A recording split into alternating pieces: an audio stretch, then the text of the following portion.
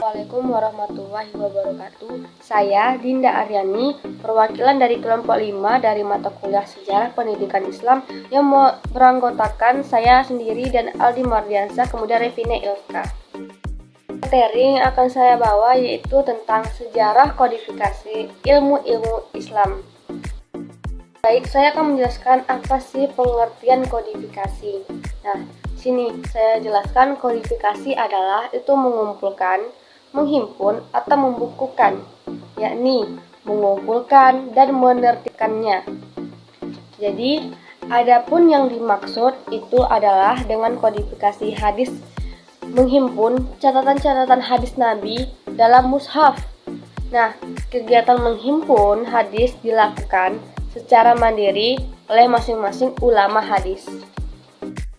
Jadi teman-teman, kodifikasi itu ada 3. Yang pertama, dia kodifikasi bersifat pribadi, di mana kodifikasi yang bersifat pribadi ini belum menjadi kebijakan pemerintah secara resmi, tetapi sudah dimulai sejak masa Rasul. Kemudian adapun kodifikasi hadis secara resmi. Nah, sementara kodifikasi hadis secara resmi ini menjadi kebijaksanaan pemerintah secara resmi baru dimulai pada masa Umar ibnu Abdul Aziz. Kemudian yang ketiga itu kodifikasi pada zaman sahabat.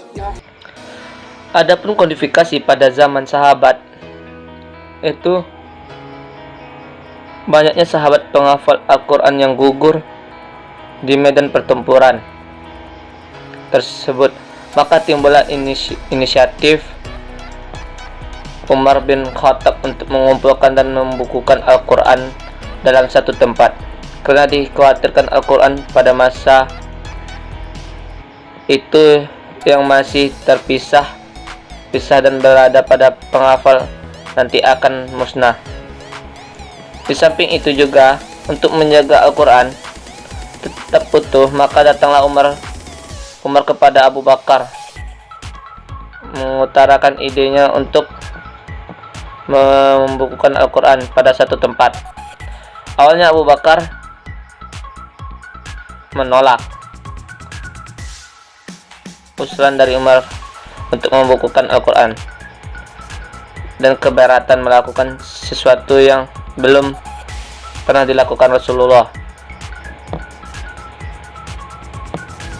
Terus para sahabat bermusyawarah dalam masalah tersebut, dan Umar pun tidak putus asa untuk mendesak dan memberi penjelasan yang bisa dibuat dalam pertimbangan oleh Abu Bakar bahwa perbuatan ini sungguh mulia. Pembukuan Al-Quran pada masa Utsman bin Affan. Para sahabat Nabi sudah tidak menetap pada satu tempat. Mereka mulai terpencar di beberapa wilayah, bahkan tidak sedikit jumlahnya. Para sahabat, para penghafal hadis yang telah meninggal dunia, baik karena gugur dalam peperangan maupun karena usia yang telah tua. Akibatnya, semakin sedikit sahabat yang masih hidup. Di samping itu, telah berkembangnya hadis-hadis palsu, hadis maudhu dengan Al-Quran telah dikodifikasi secara resmi dan lestari. Dari situ, maka terasa perlu hadis diabadikan dalam bentuk tulisan dan kemudian dibukukan dalam Dewan Hadis. Urgensi ini menggerakkan hati Khalifah Umar bin Abdul Aziz, seorang Khalifah Umayyah ke-8 yang menjabat antara tahun 99 sampai tahun 101 Hijriah, untuk menulis dan mengkodifikasi tadwin hadis.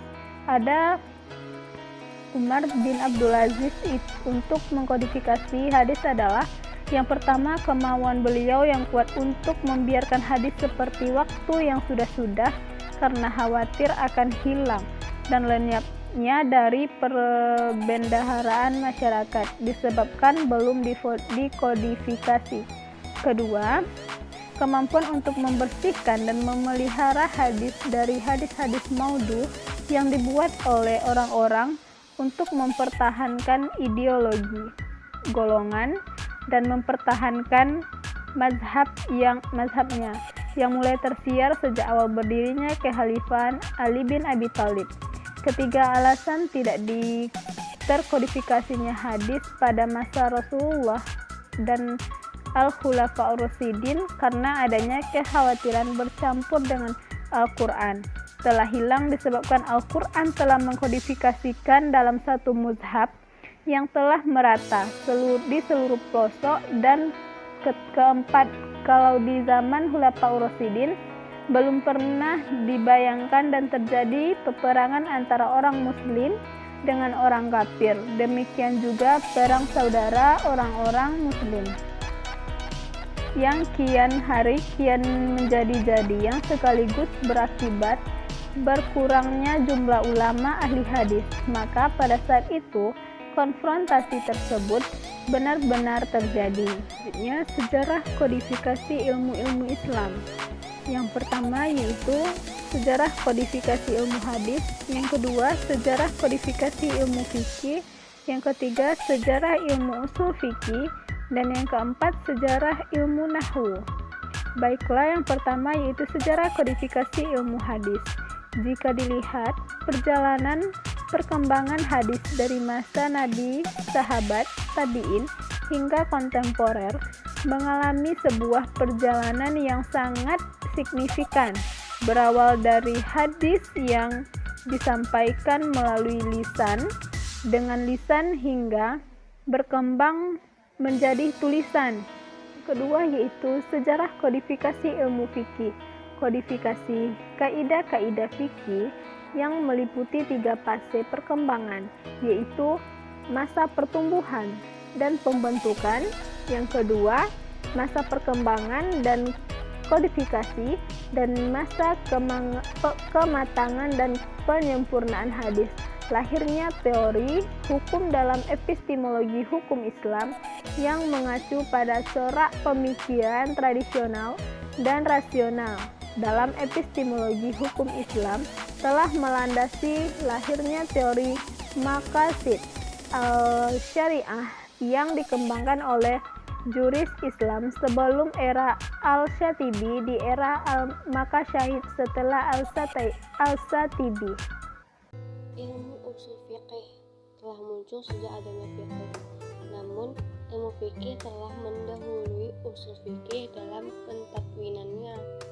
Hal ini berarti bahwa fikih telah disusun, dirumuskan kaidah-kaidahnya, dan telah diatur sistematikanya sebelum disusun kaidah usul fikih.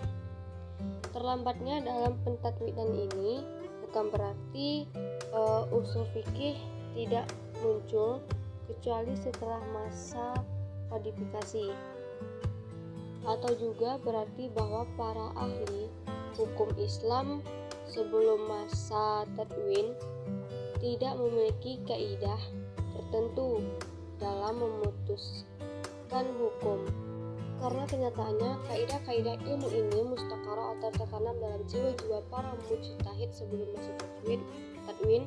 Ketika Ibnu Mas'ud, seorang ahli hukum, diantaranya para sahabat, berpendapat bahwa seorang wanita hamil yang suaminya telah meninggal, masa tunggunya berakhir setelah dia melahirkan. Istinbat didasarkan pada ayat, dan wanita-wanita yang sedang hamil, waktu iddahnya adalah sampai mereka melahirkan. Surah At-Talaq ayat 4. Dia berpendapat bahwa surah At-Talaq diturunkan setelah surah Al-Baqarah ayat 234. Orang-orang yang meninggal di antara kamu meninggalkan istri, biarlah para istri menangguhkan diri beriddah selama 4 bulan 10 hari. Istidlal atau metode argumentasi menunjukkan kaidah usul. Sesungguhnya nas yang datang kemudian menghilangkan nas yang datang lebih dahulu.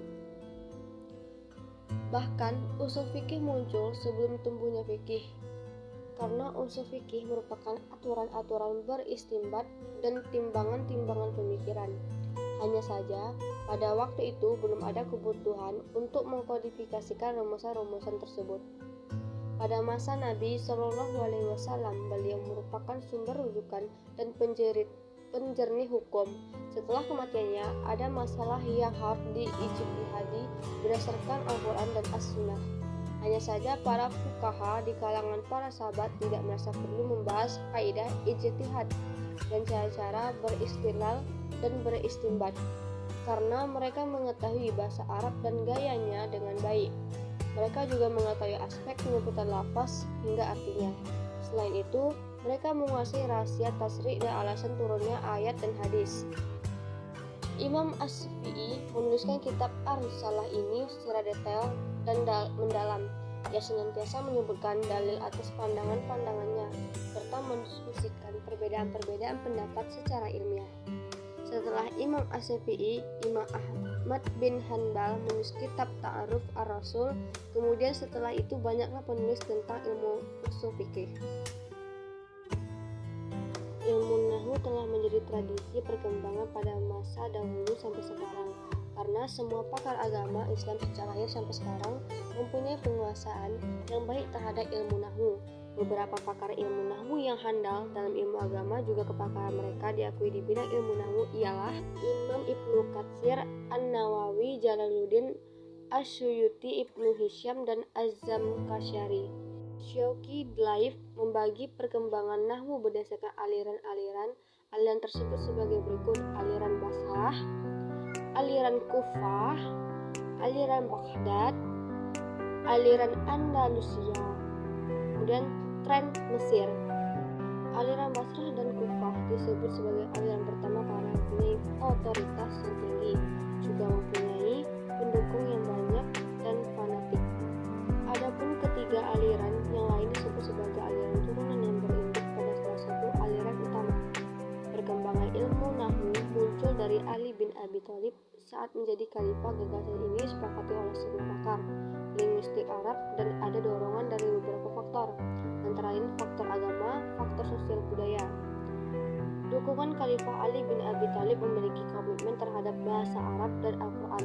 Sedikit demi sedikit aturan itu disusun dan kemudian menjadi tumbuhnya nahwu seperti yang terjadi pada ilmu-ilmu lainnya. Ilmu nahwu tidak muncul dan langsung sempurna pada waktunya, tetapi berkembang selangkah demi selangkah dalam kurun waktu yang lama. Ilmu nahwu tidak begitu muncul dan langsung sempurna dalam waktu singkat, melainkan berkembang tahap demi tahap dalam kurun waktu yang cukup lama. Ilmu nahwu tidak begitu muncul dan langsung sempurna dalam waktu singkat, melainkan berkembangan tahap demi tahap dalam kurun waktu yang cukup lama. Berkat jasa Abu Aswad Al-Duali dalam memberi tanda baca Al-Quran, ia menduduki sebagai peletak dasar sintaksis bahasa Arab, dan setelahnya banyak masyarakat yang datang kepadanya untuk belajar ilmu qiraah dan dasar-dasar ilmu bahasa Arab. Berikut tokoh-tokoh ulama nahwu mazhab Basrah serta periodenya. Generasi pertama Abu Aswad Al-Duwaili, yang kedua Abdul Ar-Rahman bin Hurmuz. Generasi ketiga itu Yahya bin Yahya Al-Wan, Abu Abdullah bin Al-Wan, Al-Basah Al-Fil, dan Nasr bin Asim. Pada generasi ketiga yaitu Abdullah bin Ishaq, Abu Amir bin Ula bin Umar As-Saqafi. Generasi keempat ada yang pertama Al-Abbas Al-Akbar, yang kedua Al-Khalil bin Ahmad, yang ketiga Yunus bin Habib. Generasi kelima ada Sibawi dan Al-Ghazali.